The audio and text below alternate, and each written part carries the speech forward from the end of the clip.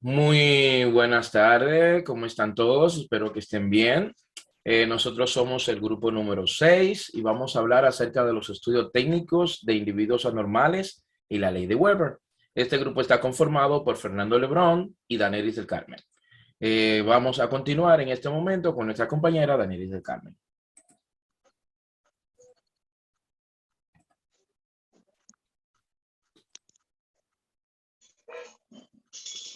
Muy buenas tardes. Hoy les estaré hablando, como dice el compañero, sobre el estudio técnico de individuos anormales.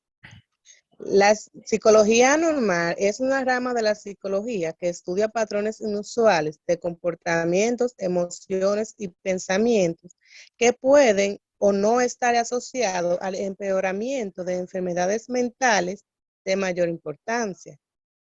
Aunque existen diversas conductas de comportamientos consideradas como anormales, este campo es concreto de investigación que se centra en el comportamiento en el contexto clínico. A lo largo del tiempo se ha intentado comprender estos tipos de comportamientos acusados de ser aberrantes y pervertidos. Es estadísticamente, funcionalmente y no moralmente. Además, normalmente se encuentra altamente influenciado por factores culturales. El campo de la psicología normal ha identificado múltiples causas para las diferentes condiciones de esta patología, utilizando diversas teorías del comportamiento psicológico en general. Sin embargo, todavía existen innumerables dudas acerca de qué significa realmente el término anormal. Tradicionalmente se puede dividir en explicaciones psicológicas y explicaciones biológicas, atendiendo a dilemas filosóficos como el dualismo del alma y el cuerpo del hombre. También se ha intentado de esta manera clasificar las enfermedades mentales. Se llega así a la conclusión de que el término anormal se puede clasificar en tres categorías: subnormalidad, supernormalidad o paranormalidad. Para muchos, la psicología normal es un término realmente desconocido, tanto que confundimos el término anormal en este contexto.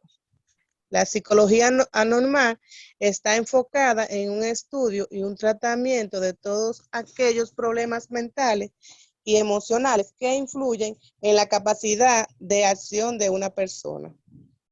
El enfoque psicoanalítico, este enfoque mantiene sus raíces en la teoría de Sigmund Freud. Ella explica que la normalidad está relacionada con causas psicológicas más que causas físicas. Tanto es así que las personas mantenemos conflictos diarios con la identificación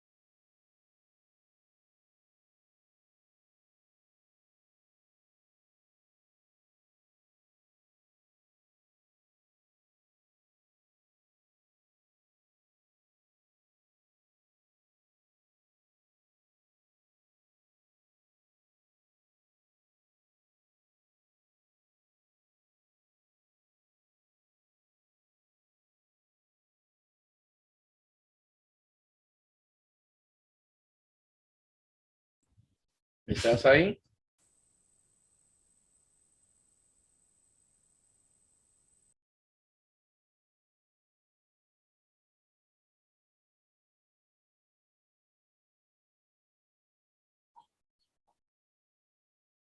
¿Me escuchas? Sí, perdón. Como le decía, el enfoque psicoanalítico, este enfoque mantiene sus raíces en la teoría de Sigmund Freud. Ella explica que la normalidad está relacionada con causas psicológicas más que causa física. Tanto es así que las personas mantenemos conflictos diarios con la identificación con otro ser, con el ego de nosotros mismos, creamos o dando un paso más con el superego. Por ello, los conflictos que no son solucionados con nuestra propia mente van a llegar a dar una vuelta de tuerca, más convirtiéndose en lo que se denota normalidad. Freud nos comenta que este enfoque sugiere que muchas conductas normales vienen dadas por pensamientos, deseos y recuerdos que permanecen en nuestro subconsciente. Es por ello por lo que los profesionales que toman como referencia este tipo de enfoque creen que para que las personas descubran y manejan sus sentimientos, se debe analizar lo más profundo de su consciente. Ahora les estaré hablando de la causa. El neurotransmisor, desequilibrio de neurotransmisores como dopamina, serotonina y desequilibrios anormales en el cerebro. Vulnerabilidades. Exacto.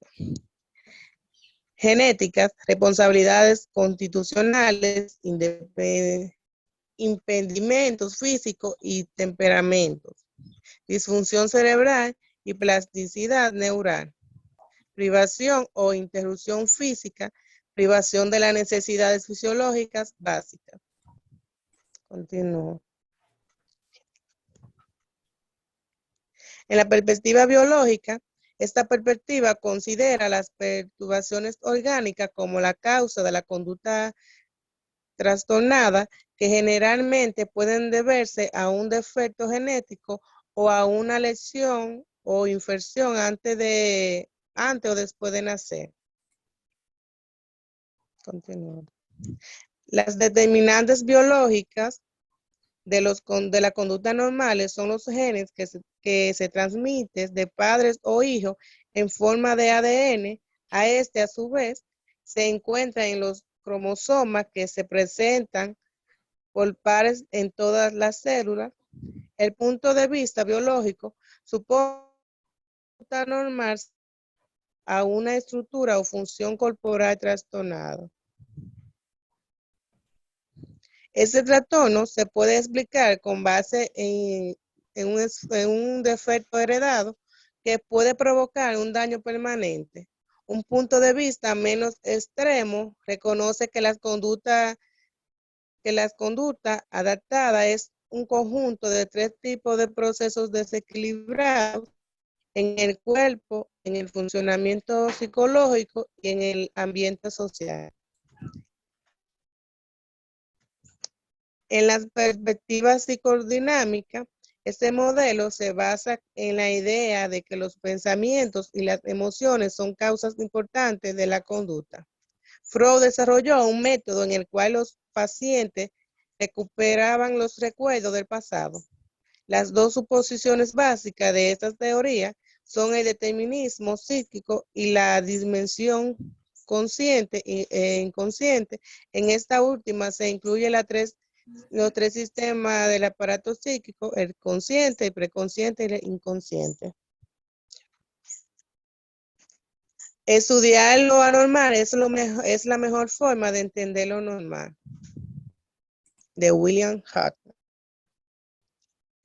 Así es que la conducta normal surge de conflicto entre los impulsos instintivos que conduce a la ansiedad, que a su vez es abordada mediante los mecanismos de defensa o estrategia utilizada para evitar o reducir la experiencia de ansiedad y para proteger el yo de la persona.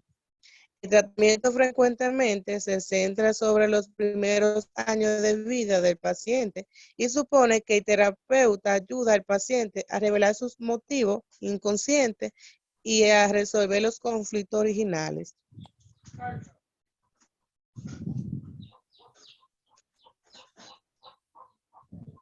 La ley de Weber Ahora continúo yo. Muchas gracias. En este momento vamos a hablar acerca de qué es la ley de Weber. Pues antes de hablar de la ley de Weber, tenemos que hablar un poco del personaje en sí. Weber nació en 1975 en Alemania, murió en 1878. Esto observó que el incremento de la intensidad de nuestras sensaciones no depende de un incremento constante en el estímulo, sino que depende además de las intensidades de las sensaciones que el sujeto tenía antes de la modificación del estímulo. O sea que para determinar un estímulo, entonces tiene que haber un proceso determinístico de un estímulo anterior para que esto se pueda notar en nuestra sensación del peso. Cuando tenemos en la mano un objeto de que pesa 10 gramos, el estímulo deberá aumentar en menor cantidad que para que podamos notar un incremento en la sensación si tenemos en la mano un objeto que pesa 10 kilos. En otras palabras, es diferentemente proporcional el tipo de peso, por lo tanto, la sensación y el estímulo será diferente, pero en proporciones minúsculas. ¿Por qué? Porque cuando su mano se acostumbra a tener un peso en la mano, ya sea de 10 gramos o ya sea de 1 kilo, ya hubo un estímulo anterior y por lo tanto el peso de 1 kilo ahora no va a ser una sensación tan extrema. De acuerdo a las leyes psicofísicas, una de las partes más importantes de la psicología es el análisis funcional entre un estímulo físico y las respuestas afectoras en el ambiente, ya sea interior o exterior, lo que da como lugar un establecimiento de estas leyes psicofísicas, que cuando hablamos de psicofísicas, tenemos que hacer una relación de la parte física y la parte psicológica, como dijimos anteriormente, con el planteamiento de Weber. Esto lo que determina es que nosotros podemos tener la capacidad de dominar los estímulos físicos de nuestra mente, incluso el peso ser de una manera subjetiva y no objetiva. El estímulo de los estímulos y la respuesta públicamente observable han permitido que el conocimiento de los condicionamientos sensomotrices puedan dar conocimiento de interés a estímulos exteriores para dar respuestas interiores. Estas experiencias serían subjetivas, como dije anteriormente, y solo accesibles mediante proceso introspectivo, en este caso de las sensaciones. Ejemplo, hay terapeutas que utilizan la hipnosis y mediante la hipnosis pueden trabajar más con las leyes psicofísicas que cuando el paciente o usuario está de manera determinante organizada. Dentro de las características de la ley de Weber, también conocida como la ley de Weber-Fechner, es una ley psicológica cuya importancia es histórica, ya que puede cuantificar la percepción de los cambios en el estímulo dado. Esta ley establece que el cambio de un estímulo que será apenas perceptible es una proporción constante del estímulo original, donde se ha demostrado que no es válido para estimulaciones extremas. O sea, cuando hablamos de este tipo de ley, tenemos que saber que este estímulo puede ser un tanto perceptible, como dije anteriormente, donde ya ha existido una pulsión de información obtenida por el individuo a través de otra sensación física. Es importante conocer que Weber establece dentro de su ley lo que es la constante identificada con la letra K. Esta constante le permite al individuo tener una idea completa de un estímulo dirigido en el tiempo, donde esa percepción, que será minúscula, podría transformarse en una sensación perenne y una sensación permanente en el tiempo. Las leyes psicofísicas parten de una de las pocas constantes ya de la psicología, como dije anteriormente, entre Erwin Welch, psicólogo alemán, fundador de esta teoría, donde este trabaja con la sensibilidad de la percepción relativa y luego ponderado por el Gustav Theodor Fechner, nacido en 1801, fallecido en 1887. La ley, entre ellos, establece que el menor cambio discernible en la magnitud de un estímulo es proporcional a la magnitud del propio estímulo. En otras palabras, como hemos dicho, ese estímulo va a ser proporcional a la información que ya tiene el individuo anterior a recibir el nuevo estímulo. Como recargamos nuevamente el ejemplo del peso, si tenemos una libra de azúcar en la mano y luego la cambiamos a 3 o 4 libras, la percepción y el cambio de estímulo no será tan radical porque ya existía dentro de la mano en la posición de colocar peso, un peso ya identificado, aunque sea menor, pero ya se existía y el cuerpo, ese estímulo, lo tenía ya de manera constante. Ahora, cuando cambiamos de manera brusca de 1 libra a 25 libras, ahí sí, ya habrá un estímulo extremo y por lo tanto ahí sí va a haber una perceptibilidad diferente.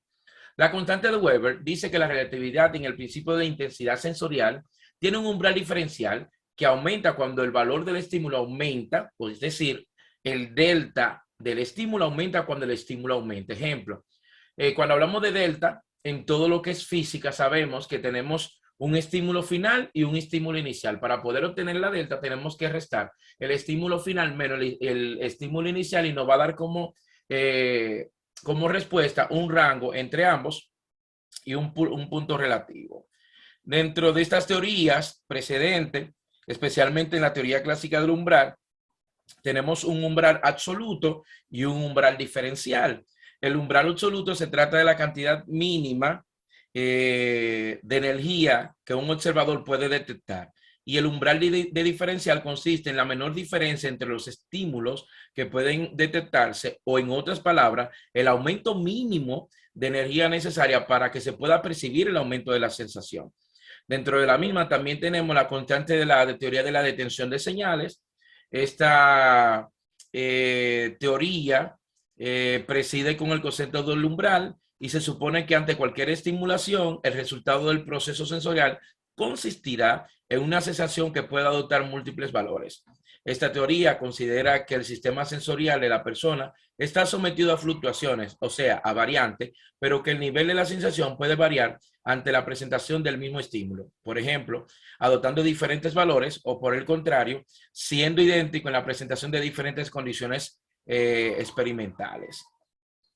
Esta constante de Weber difiere notablemente de una modalidad sensorial a otra. La constante de Weber sirve para determinar la agudeza o la sutileza de las diferencias o de las diferentes modalidades sensoriales.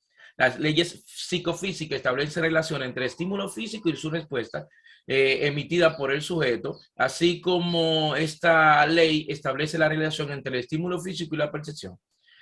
También estudia como estímulo externo ese producto de esa respuesta interna que ya va a tener una experiencia subjetiva, como dije anteriormente, donde puede ser accesible al propio sujeto a través del proceso introspectivo. La ley de Weber se caracteriza, como dije anteriormente, en ese menor cambio que puede ser discernible. Esto se puede decir en muchas otras maneras para que lo entendamos. Por ejemplo, la intensidad de la sensación es proporcional a ese logaritmo de la intensidad del estímulo. Cuando hablamos de logaritmo, hablamos de variabilidad. Y cuando hablamos de variabilidad, hablamos de agentes o factores. Mientras que la ley de Weber-Fechner establece que esa constante que existe en estímulo da como resultado una respuesta perceptible mínima siempre y cuando que ya existe el estímulo anterior. Todo estímulo requiere ser aumentado en una proporción constante de su magnitud para que pueda ser percibida por un cambio de sensación. Si no hay un cambio de estímulo brusco, no se va a percibir de manera brusca el estímulo. Por tal fracción, no es realmente constante, ya que al acelerarse los valores del estímulo y los umbrales absoluto y terminal, la fracción cambia y la ley no se cumple, pues el incremento del estímulo crece a mayor proporción por el estímulo y la fracción no es constante, sino consecuentemente puede aumentar. La relatividad en el principio de la intensidad sensorial y el umbral diferencial aumenta cuando el valor del estímulo aumenta, es decir, aumenta cuando este tiene como resultado un aumento brusco, como hemos hablado anteriormente. Dentro de las magnitudes que pueden relacionar y se pueden medir sobre el estímulo continuo físico, tenemos muchas referencias de muchos autores acerca de esta ley psicofísica, pero esto no es del todo correcto, ya que el incremento del estímulo se determina por la diferencia justamente perceptible, que son ya las experiencias subjetivas. Hasta aquí nuestra parte. Espero que que hayan entendido, que hayan comprendido. Cualquier aporte, cualquier pregunta, Danelli estará con ustedes dándole realeza y grandeza a nuestra exposición. Muchas gracias